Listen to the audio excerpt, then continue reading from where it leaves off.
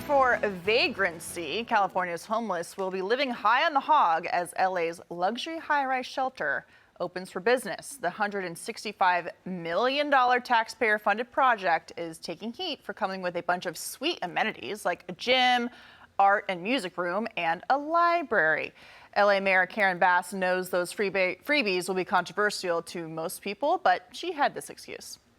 The amenities that are here, I know, are going to be talked about in a way that is not so positive.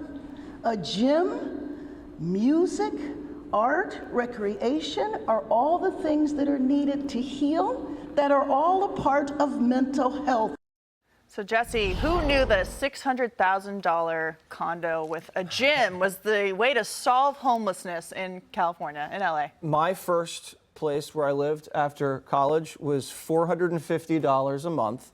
It was at a fraternity house at the University of Pennsylvania, and there was a mouse. And my mother, my mother came to visit me, and there was a brownie on the side of the bedside table, and she looked at it, and it had little mouse nibble bites, and she goes, "Jesse Waters, I did not raise you to live like this." And I said, "Well, this is how I'm living, Mom. It's expensive." Next apartment was $950, and I think my parents helped me. And then later in life, I moved into a place which was $2,000 a month, and the bathroom was in the kitchen. That was here in Manhattan. So you're going now to a place that has more amenities than most of our producers that work on this show have. Libraries, gyms, most apartments in this city do not have these types of amenities. So you're now just rewarding bad behavior and you're punishing good behavior because all of the families that are saving and behaving and sober and living honorable lives are getting squeezed out of California by atrocious public policy. So, Greg, what happens when all the people, the rich people in California who are paying for this, are going to leave California and they no longer have money to then build there'll be more rich people moving into California who can afford to stay there. That's how this is how the state's going to play out. You're going to have super rich and super poor and nothing in between. You could solve homelessness pretty easily. You enforce laws on loitering and vagrancy. You arrest those who don't comply. Those who are mentally ill go to a facility. Those incapacitated by drugs go into treatment and facilities. That will leave a tiny fraction of the homeless who aren't there by their own doing, and it's a tiny fraction. And they can get to shelters and they can get to services. But you can't get to the first step. I mean, you can't get to that last step for that tiny fraction until you go through those other ones. But that requires structured empathy. It's not, like you say, a feel-good, destructive imposter of empathy. You also need, and people don't talk about this, you need to get the mentally ill out of the city.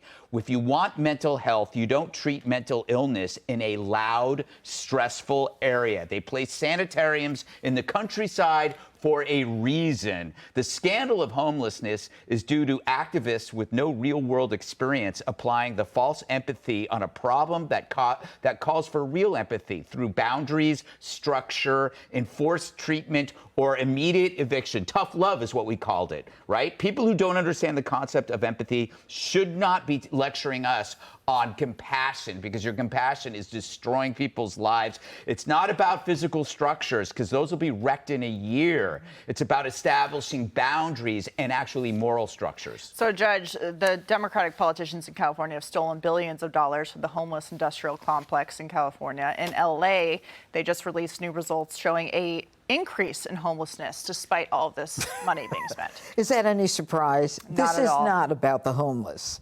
I want to know who got the contracts to build that building.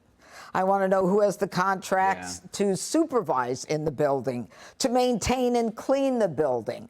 Were these contracts true bid contracts, or were they no bid contracts? And then I want you to do a run and compare the contributions to campaigns. That's my first point. My second point is this. Of all these apartments, there's something like 275 of them. 40 of them, or 7%, are for veterans, the ones who put their lives on the line and were willing to go out of this country and give all for us. And we give it to the homeless and the drug addicts, who, as Greg has already said, they need some restrictions. They need to be in a non-city area. They can sublet these apartments make some money, go out and buy drugs, and it can be a very dangerous situation. And in the end, why a high rise? These people are drug addicts, most of them.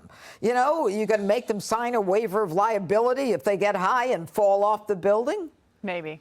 Richard, quick last word to you. Look, a couple things here. I think it's worth pointing out to your point around veterans. Karen Bass is one of the leading voices on closing a loophole that exists in our law that says if you're a veteran and you are homeless and you draw down on all your veteran benefits, you also make too much money to qualify for affordable housing. So she's working to change that loophole. She's also working to deregulate many of the reason why there's not a lot of affordable housing in Los Angeles because of a lot of regulation. She's working to get rid of many of that. And since she's been mayor, she's been mayor for 2 years, she's already put 16,000 new affordable housing units online so people can afford to live in LA where we know the rent is way too high. And homelessness is up after all of that. Click here to subscribe to the Fox News YouTube page to catch our hottest interviews and most compelling analysis. You won't get it anywhere else.